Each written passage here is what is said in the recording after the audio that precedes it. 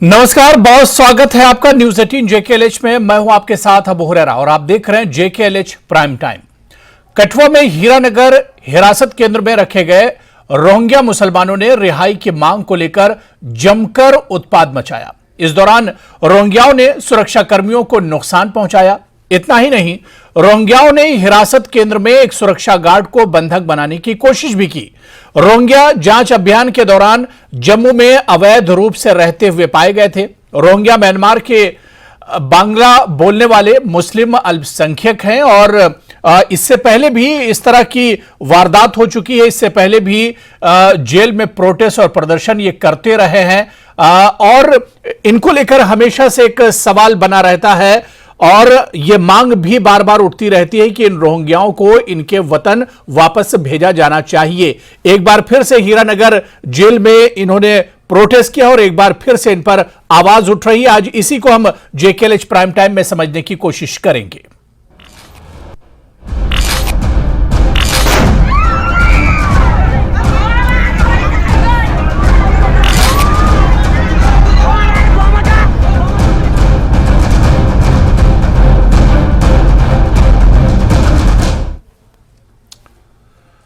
तो रोहिंग्याओं को लेकर एक बार फिर से सवाल उठ रहे हैं क्योंकि जम्मू कश्मीर में हमेशा से कहा जाता रहा है और खासतौर से जम्मू रीजन में कि जम्मू रीजन के लिए रोहिंग्या जो हैं ये एक बड़ा खतरा है। और अब जिस तरह से इन्हें एक जेल में रखा गया है, यहां पर भी इन्होंने हंगामा किया है अपनी रिहाई को लेकर और इस हंगामे के बाद एक बार फिर से इन रोहिंग्याओं पर सवाल खड़े हो रहे हैं। इसी पर चर्चा करेंगे। बहुत खास मेहमान मेरे साथ जुड़ रहे हैं। बहुत जल्दी अपने मेहमानों का आपसे तारुफ करा देता हूं, इंट्रोडक्शन करा देता हूं। मेरे साथ अजय भारती जी हैं जो कि एक्स एमएलसी हैं, बीजेपी के स्पोक्स पर्सन भी हैं। सलमान निजामी साहब भी मेरे साथ जुड़े हुए हैं जो कि चीफ स्पोक्स पर्सन है डीपीएपी से, और डॉक्टर जाजेब सिरवाल जी हैं जो कि स्पोक्सपर्सन है जम्मू कश्मीर कांग्रेस से। सभी मेहमानों का बहुत स्वागत है, बहुत इस्तकबाल है जेकेएलएच प्राइम टाइम में। मैं सबसे पहले अजय भारती जी आपसे ही शुरुआत करना चाहूंगा। अजय भारती जी, हीरानगर के इस जेल में जो कुछ हुआ, जहां पर रोहिंग्यों को रखा गया था, काफी प्रोटेस्ट प्रदर्शन हमने देखा कि हुआ, पत्थरबाजी भी हुई और सुरक्षा कर्मियों को काफी नुकसान पहुंचा है। इस पूरी घटना को किस तरह से आप देखते हैं अजय भारती जी? देखिए, इसके दो हिस्से हैं जी। पहले तो यह कि सिर्फ हीरानगर में ही उन्होंने उत्पात मचाया या पहली बार मचाया है, ऐसी बात नहीं है। आपको याद होगा 2018 में जब कुछ जर्नलिस्ट इनके कैंप में यहां बठिंडी के पास गए थे, तब जर्नलिस्ट पर भी इन लोगों ने हमला किया था।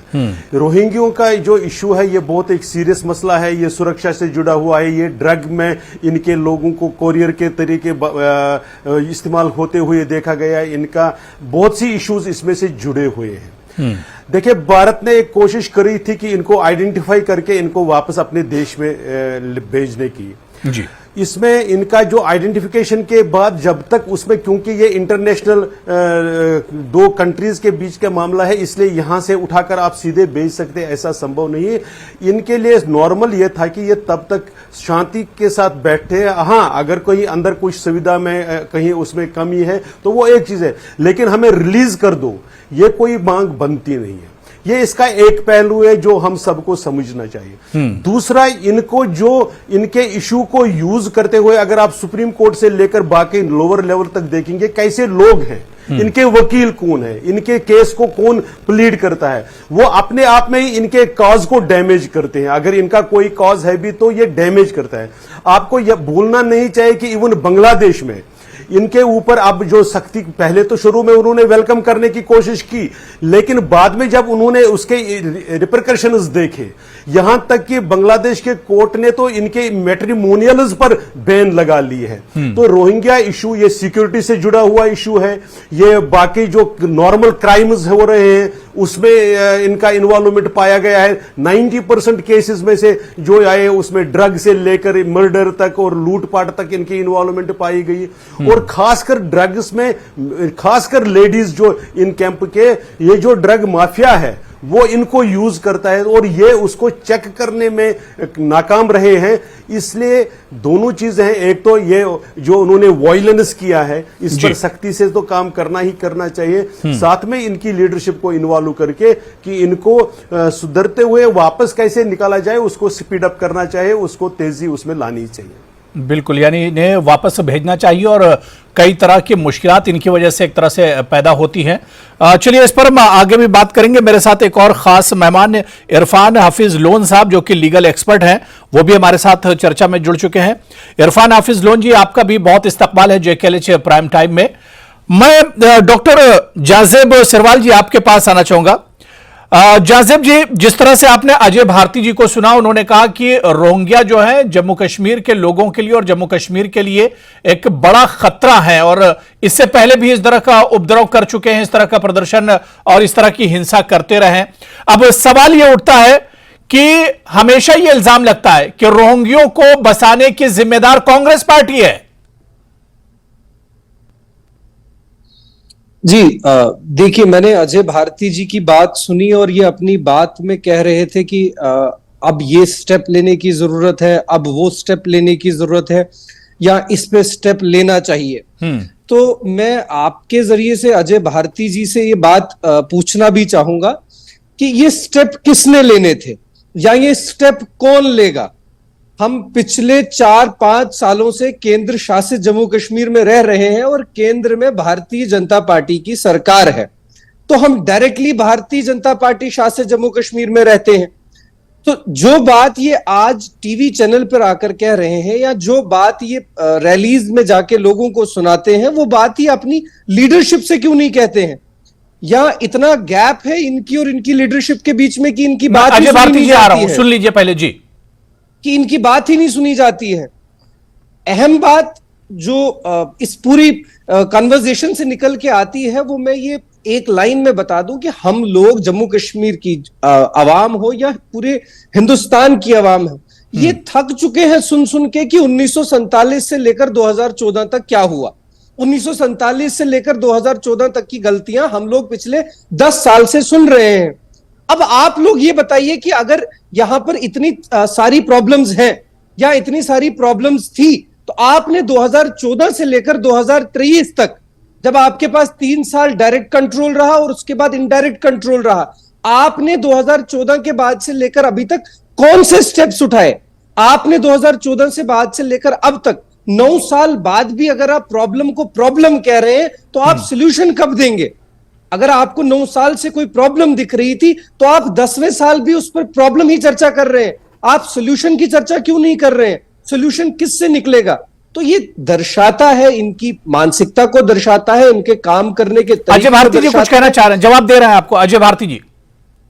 मैंने सीधा उनको, इन्होंने जो सुनना या सुनना नहीं चाहते सही बात को, मैंने कहा इंटरनेशनल इश्यू है जिसमें से यहां की भारतीय सरकार यूनिलैटरल डिसीजन नहीं ले सकती। जो अंदर लेने थे डिसीजन वो लिए, उनकी आइडेंटिफिकेशन को, इनको डिटेंशन सेंटर में पहुंचाने के लिए इनको चाहे UNHRC से मिलकर कार्ड दिलवाने के, वो एक्शंस ले लिए और सफिशिएंटली लिए है। लेकिन जिसमें दूसरा देश इन्वॉल्व है, मल्टीलैटरल जो एग्रीमेंट है, उसमें भारत की सरकार अपने अकेले तौर पर डिसीजन नहीं ले सकती, एक्शन नहीं ले सकती, और खासकर जब कांग्रेस पार्टी और उनके समर्थक जैसे लोग इनके डिफेंस में आके खड़े हो जाए। मैं इस बात का जवाब दे दूं जल्दी से, बहुत जल्दी से। सलमान निजामी साहब और इरफान हाफिज लोन जी भी वेट कर रहे हैं, बहुत जल्दी। जी, जैसे अजय भारती जी ने खुद कहा कि इनका जाना यूनिलैटरल डिसीजन नहीं हो सकता है, भारत सरकार इस पर कदम ले रही है, तो इनका आना यूनिलैटरल डिसीजन कैसे था? इनके आने को आप कांग्रेस पर कैसे थोपते हैं? क्या ये कांग्रेस को, उस समय की सरकार को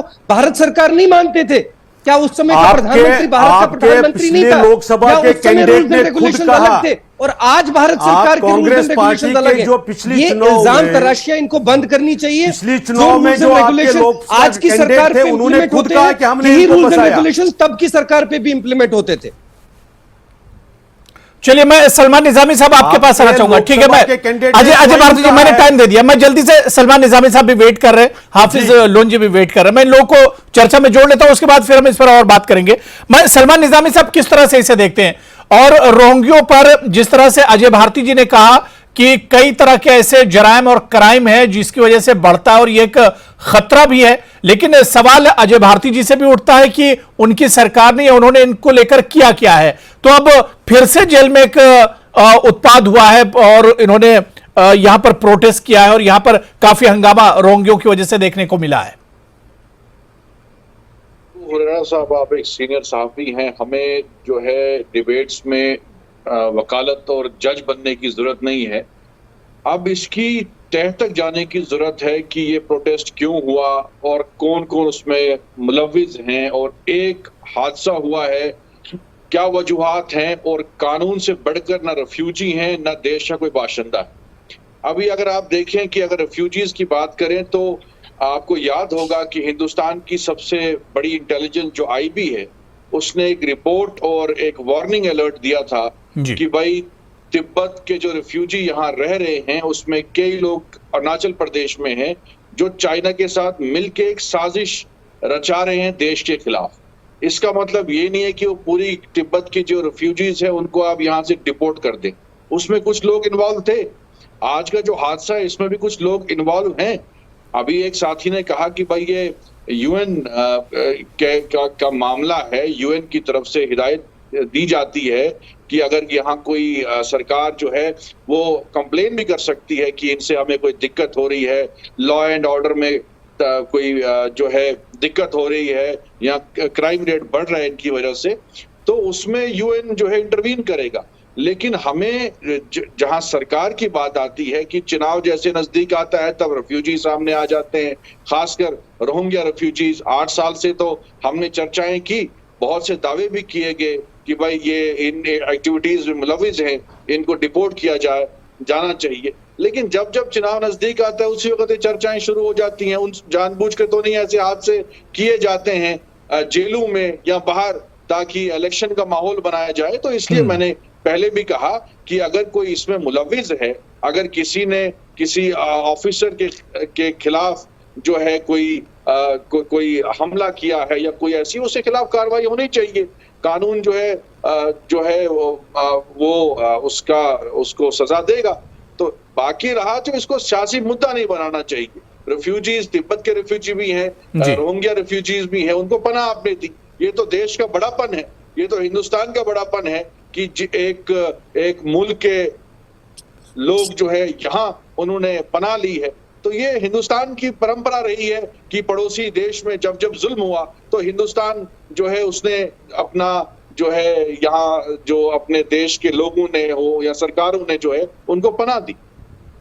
बिल्कुल। मैं इरफान हाफिज लोन जी, मैं इस पर आपसे, क्योंकि कानून के जानकार भी आप हैं और रोहिंग्यों का ये पूरा मसला जो है सुप्रीम कोर्ट में भी एक तरह से है, क्योंकि ह्यूमन राइट वायलेशन से भी जुड़ा हुआ ये पूरा मामला है। एक तो इन्हें वापस भेजने की हमेशा मांग जरूर होती है लेकिन इन्हें वापस भेजा नहीं जाता है, डिपोर्ट करने की बात होती है लेकिन इन्हें वापस भेजा नहीं जाता है। इस पूरे मसले को कैसे आप देखते हैं?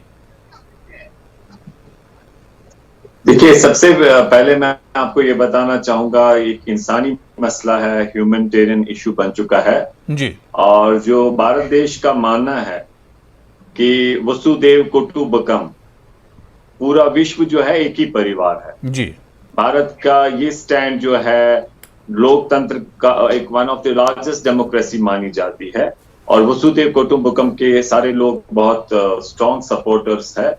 तो ऐसी स्थिति में जो रोहिंग्याज है, तो आफ्टर ऑल ये हमारे फेलो ह्यूमन बींग्स है, तो उसमें सरकार को जो है, भारत सरकार जो है, एक उनकी रिस्पॉन्सिबिलिटी बनती है कि जो इनकी लाइफ है, लिबर्टी है, वो प्रोटेक्ट की जाए।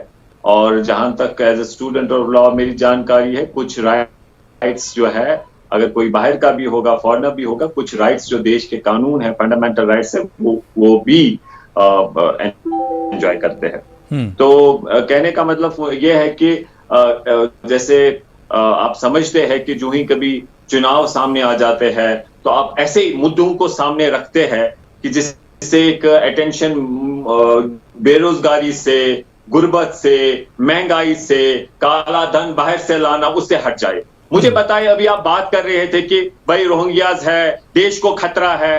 अरे क्या बता रहे आप? क्या हमारा देश इतना कमजोर है क्या हमारा सिस्टम तंत्र इतना कमजोर है कि चंद लोग से हम डरेंगे? जबकि अगर आपको वो उन पे शक है तो आप ईगल्स वॉच आई रखिए उन पे।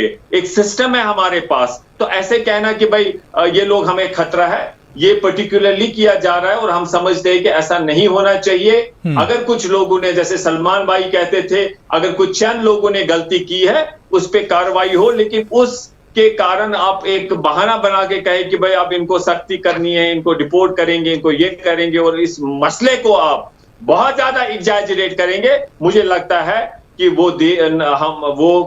ये इलेक्शन मोटिवेटेड होगा और उसमें वो हमारे देश के हित में नहीं, ना लोकतंत्र के हित में, ना वसुदेव कुटुंबकम। जो कुछ हीरानगर जेल में हुआ है, मैं इरफान हाफिज लोधी, जो कुछ हीरानगर जेल में हुआ वो तो सब सामने है, उसमें इलेक्शन और पॉलिटिक्स कहां से आ गई?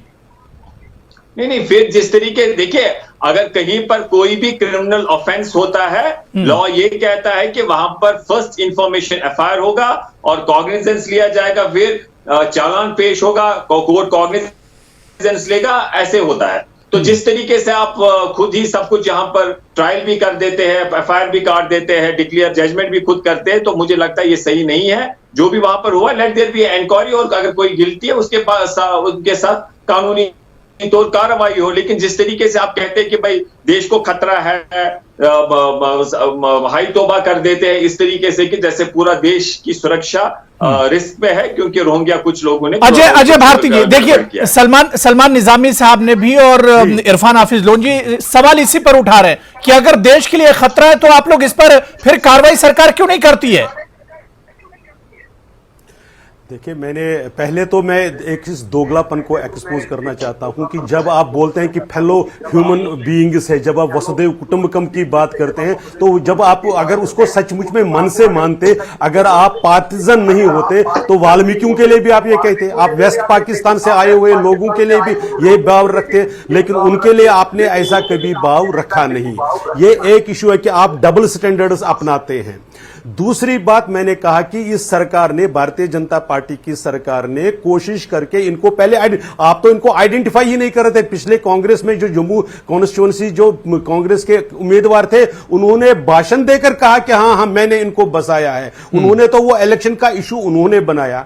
बाकी जो लोग ये जस्टिफाई करने की कोशिश करते हैं कि इनके वायलेंट बिहेवियर को, इनके लॉ एंड ऑर्डर को, उसको कैसे आप इग्नोर कर सकते हैं? मैंने आपको याद दिलाया 2018 में जर्नलिस्ट गए इन पे, क्योंकि सिम कार्ड इनके पास पाए गए, आधार कार्ड उनकी ये जा रहे थे, तो शिनाख्त की कार्ड ही उनके पास मिलने लगे थे। तो लोग जब जर्नलिस्ट गए, उसमें भारतीय जनता पार्टी के वर्कर नहीं थे, जर्नलिस्ट जब गए तो उन पर क्या किया जम्मू में उन्होंने?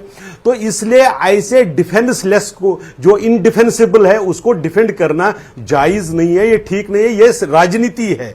मैंने बांग्लादेश का उदाहरण दिया, वहां पर ये इन्होंने कोशिश करी थी रोहिंग्या के जो रिफ्यूजीज हैं कि मैट्रिमोनियल अलायंसेस में रखकर रुकने की एक साजिश, वो वैसे भारत में नहीं, तो ये ह्यूमन से जुड़ा हुआ इशू है ना, इंसानियत से जुड़ा हुआ इशू, जिस तरह से इरफान हाफिज लोधी जी कह रहे थे।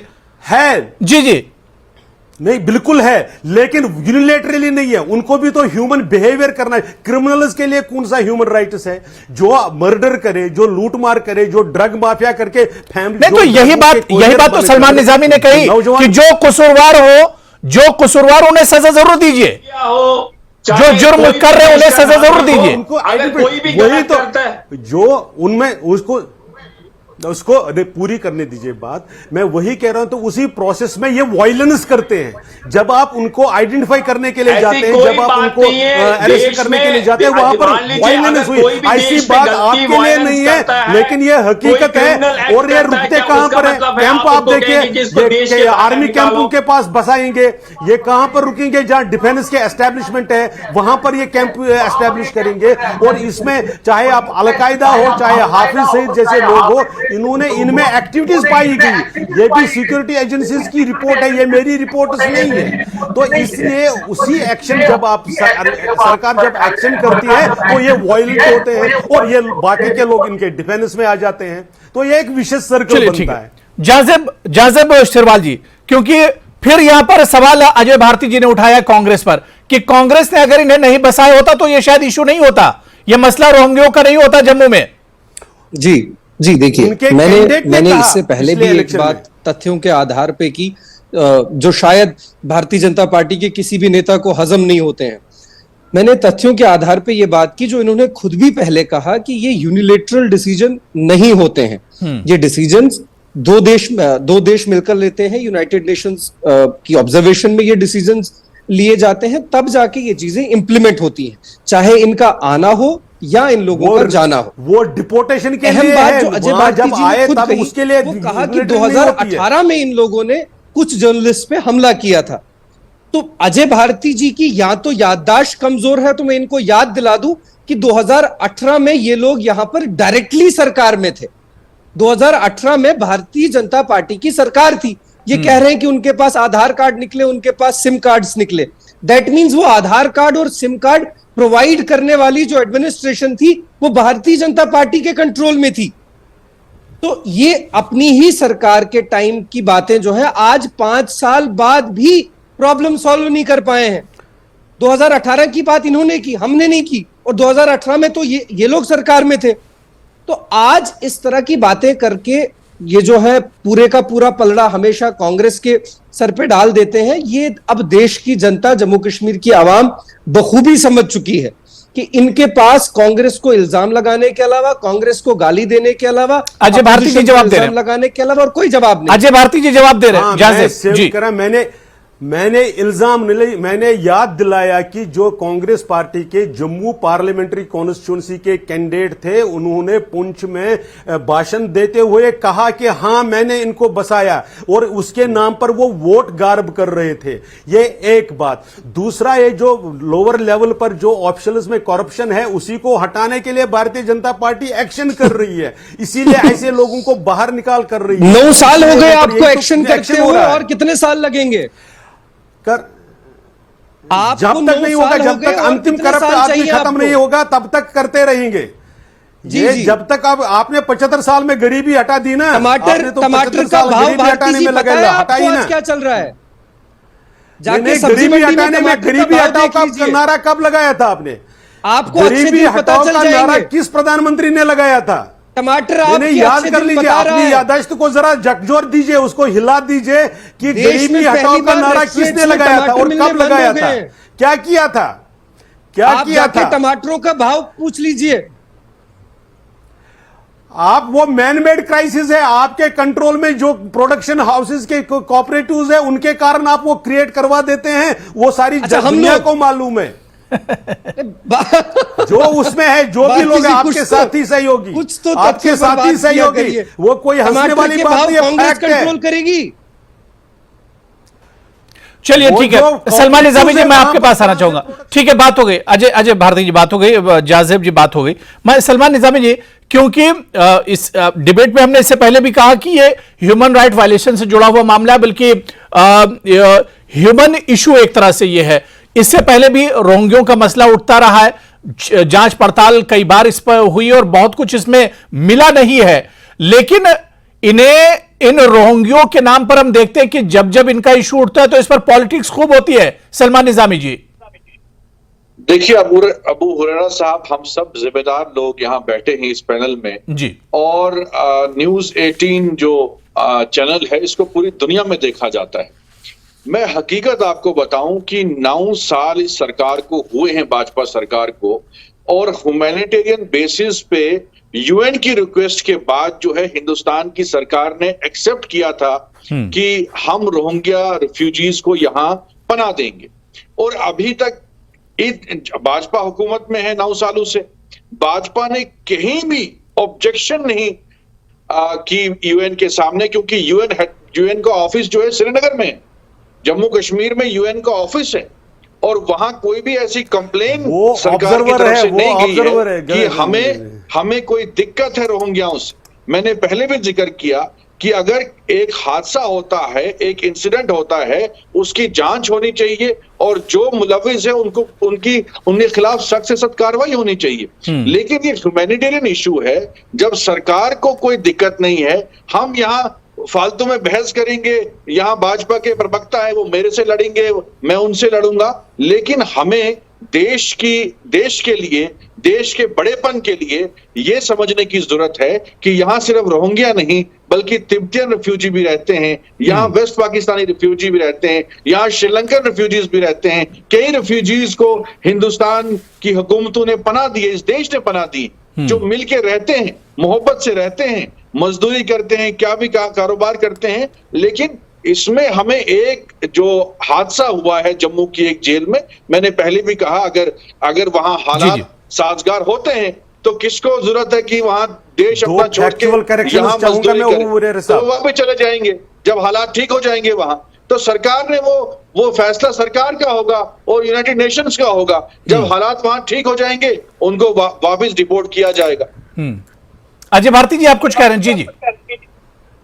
हाँ, मैं दो फैक्चुअल करेक्शंस करना चाहता हूं। एक, जो श्रीनगर में यूएन का ऑब्जर्वरी ग्रुप है, उसको वाजपेयी साहब के गवर्नमेंट में कहा गया था, उसका कोई मैंडेट नहीं है कि यहां से आप ऑफिस हटा दीजिए। एक, इसलिए उसमें जो भारत सरकार ने उनको आइडेंटिफाई करके डिटेंशन सेंटर में रखने की बात की, आइडेंटिफाई करके। दूसरी, इन्होंने वेस्ट पाक रिफ्यूजीज को भी इंटरनेशनल रिफ्यूजीज की कैटेगरी में डाला। वेस्ट पाकिस्तान से आए हुए लोग 1947 में पार्टीशन के टाइम में आए, जो वहां से हिंदुस्तान आए, उनको यह नहीं मालूम था कि कश्मीर के लोग अलग कानून बनाकर बैठे हैं। इसलिए वो वेस्ट पाक रिफ्यूजीज ऐसे रिफ्यूजी नहीं जो श्रीलंका के या सलमान निजामी कुछ कह रहे हैं रिफ्यूजीज की तरह। सलमान निजामी जी भी कुछ कह रहे हैं। देखिए मुझे हंसी आ रही है इनकी बात पे। मैंने सिर्फ ये कहा कि यूएन का ऑफिस वहां है, आप 9 साल से सरकार में हैं, भाजपा के मेरे ऑब्जर्वरी, उनको कहा कि निकालो, वो ऑब्जर्वरी ग्रुप है, उनको ऑफिस बंद करिए ना। आपने क्यों उनको अलो किया कश्मीर में दफ्तर चलाने के लिए? 9 साल से जानकारी पूरी रख लीजिए निजामी साहब, वापस भेजिए उनको। निजामी साहब, जानकारी पूरी रख लीजिए। उनको कहा गया है बहुत पहले, वो यूएन का ऑब्जर्वरी ग्रुप है, वो कोई ऑफिस नहीं है। कंफर्मेशन कर लीजिए, जानकारी हमसे बिकने से जगह अच्छा है, कंफर्मेशन कर दीजिए उसका मैंडेट क्या है। उनकी देखिए रिफ्यूजी वो 1948 में आप जब सरकार में थे, उन्होंने उसको ऑब्जर्वरी पोस्ट के लिए रखा है। यूएन नहीं करते, गलत है, गलत है, गलत है सर, गलत है।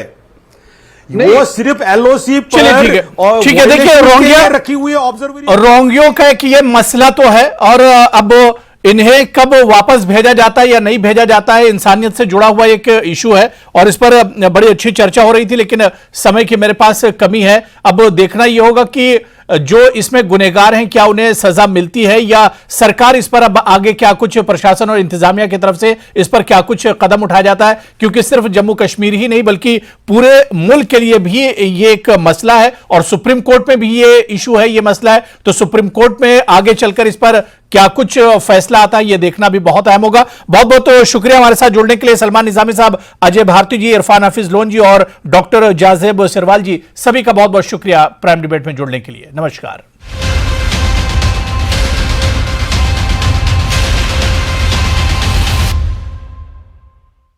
Languages